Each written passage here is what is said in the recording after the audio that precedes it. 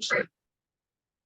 Okay, so I look to my left because I'm starting the timer on this to make it look like I'm organised, know what time I've got. So Rebecca's over there. She'll tell you about herself like she always does quickly. I'm Andrew Gibbons. We're going to talk about the 3 E's today.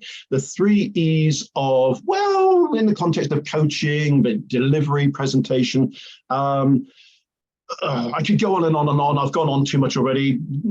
Over to you, Rebecca.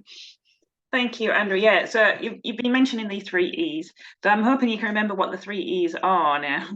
But can you explain what the 3 E's are and in what context? Yeah, I know why you've asked that, because when I said I wanted to do this, I'd forgotten what one of them were, because I don't write things down like I should. The 3 E's are you ready for this, everybody? Because I think this really does reach anybody who's in a presenter mode. Presenter one-to-one, presenter like this, presenter on a stage like I was recently prancing about with a microphone thing clipped into my back. So the 3 E's are, as a presenter or a coach or a deliverer of anything developmentally, are you more, or combinations of, expert? Do you position yourself as an expert? I have a problem with the expert word because no one ever becomes it. We're working towards it. But hey, some people consider themselves to be an expert. Are you an enthusiast? Someone who is passionate, energetic, and that sort of stuff, or are you dull and just, I'm an expert and I've been doing this for 38 years and I really know everything all about it. So, or are you an entertainer?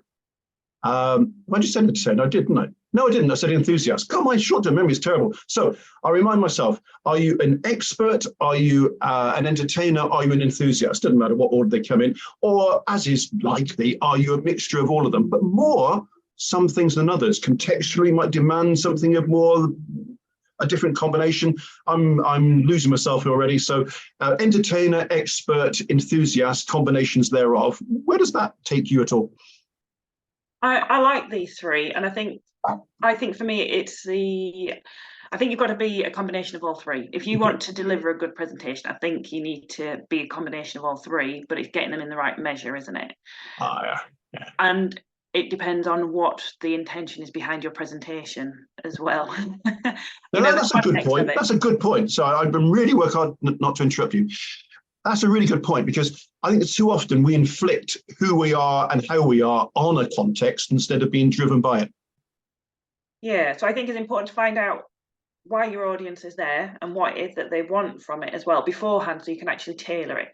Presentation is always much more engaging if it's tailored to the audience as well. So that's hard to do because everyone's an individual. You don't know. I mean, when I was in North Wales recently, literally on stage, I was looking at a bunch of people who are politely sort of not engaged on their phones and talking to each other.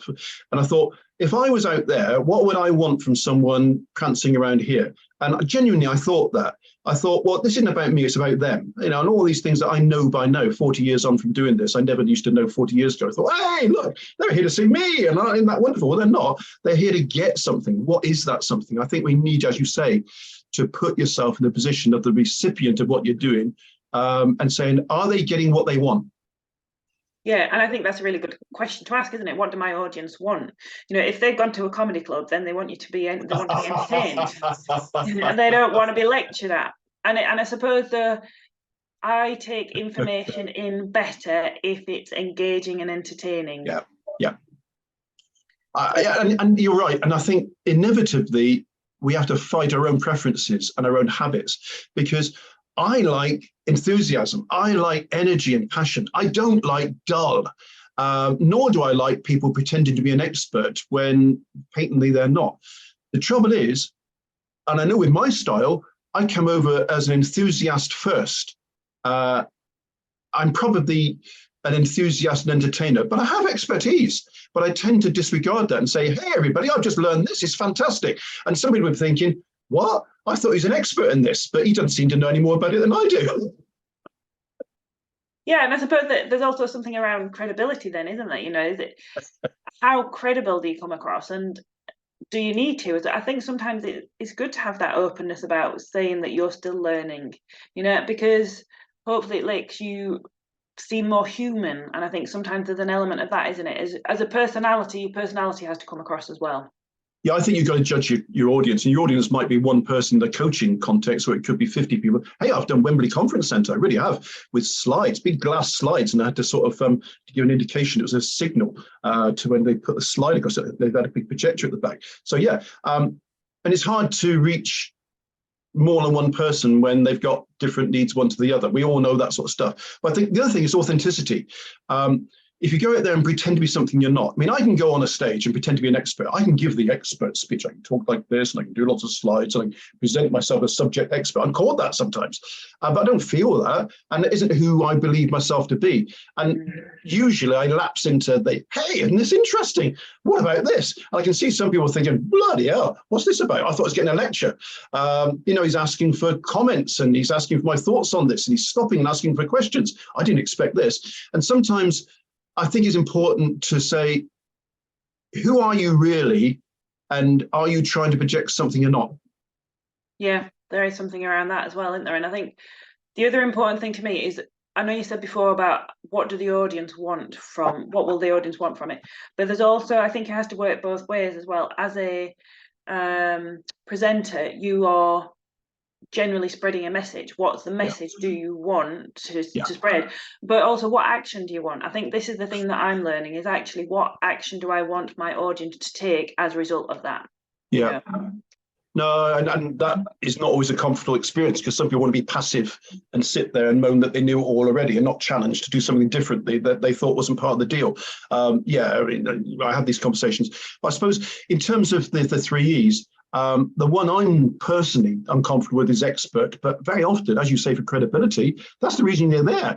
You're not there as an enthusiastic entertainer. You're there to deliver a message and to pass on expertise. So I think you're right. Very often the whole purpose of us being in the whatever context we're in, 1-to-1 or 1-to-2,000, is to communicate expertise. And then it's a matter of what degree, if any, you bring entertainment and enthusiasm into that. I've misjudged that many times. I've brought too much enthusiasm and entertainment into an expertise context. So personally, I'm aware that the one I'm weakest on is promoting my expertise, which makes me sound very modest, and I'm not. But I think someone with a different personality would struggle to be entertaining, or would struggle to transmit energy and enthusiasm, which is where I come from by personality. So do you think there's, it's important to be able to switch between these? Consciously. I think consciously.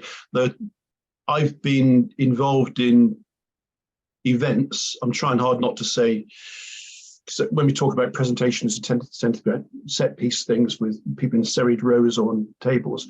It could be 1-to-1, like I say, it could be any context. I think the more conscious and aware we are of which mode to major in, because you're right, all three are in there typically at any one time. I'm not sure I came up with another 15 E's if I really thought about it. Well, 3's enough now. So I think if we think it like a Venn diagram or a wobbly jelly, as I was once told about things, is that wobbly jelly or that Venn diagram is a dynamic. It's constantly moving. So there's times, even in a conversation, transactionally, when you need to say, well, actually, I know a bit about this, and here's me in expert mode. And another point in a conversation, it could be, hey, this is great, isn't it? Wow, this is going somewhere really special. But if you misjudge that, you could blow the whole thing.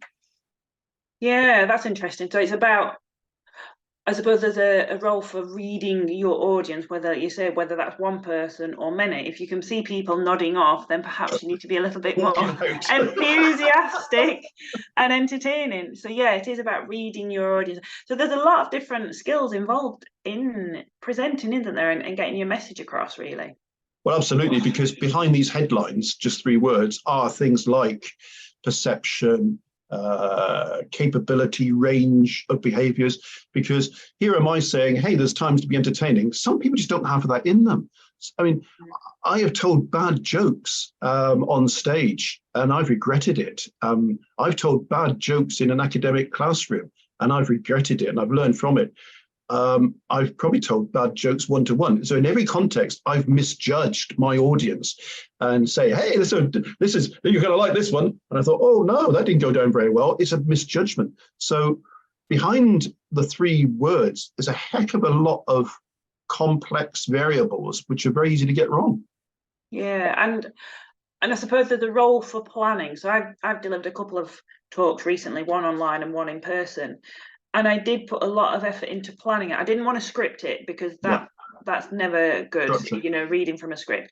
But I did want to sort of plan it, and I did consciously have elements of humor in there because I wanted to show that, you know, and engaging and stuff, and hopefully my enthusiasm for the subject came across and stuff. And yes, I do hope that I came across as a somewhat expert. I wouldn't class myself as an expert, but I have more expertise than my audience. And I suppose that's the difference. Well, absolutely. And I'm not shying away from expertise. We need expertise, but we'll never become an expert, blah, blah, blah. I could go into all this, go into the Dreyfus and Dreyfus thing about becoming an expert, never actually being one, that sort of stuff. I don't want to rehearse all that, but I'm very shy of the expert word. I really am. And that's not me being modest, like I say, because that isn't who I am. It's just a realization that there's always more to become an expert in. Yeah, I think this is good because it is about saying, what do people expect from you? What is the mixture of these 3 things, which might be very low on entertainment, very high on expert and enthusiasm, or just very high on expert?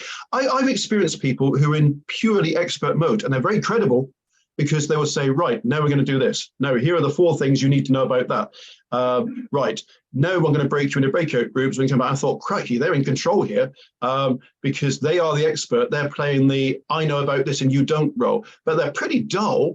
They don't tell any jokes and there's no enthusiasm, but I tell you what, they've got real control over this. And I respect that. And I've seen people project that, and that is their predominant. It's not mine. It's not mine. I'm uncomfortable with that. There are times when it should be mine, and it can be, but it's a big effort for me to get into that space. Yeah, I think for me, the key point is being authentically yourself. Yeah. But being engaging, and I think being engaging is down to your own personality in terms of how much of each of those elements that you bring into that. I'm going to close it down there because I know you've got something after this and we said we keep it tight, and that sounded like a good closing statement. Thank you very much. Thank you.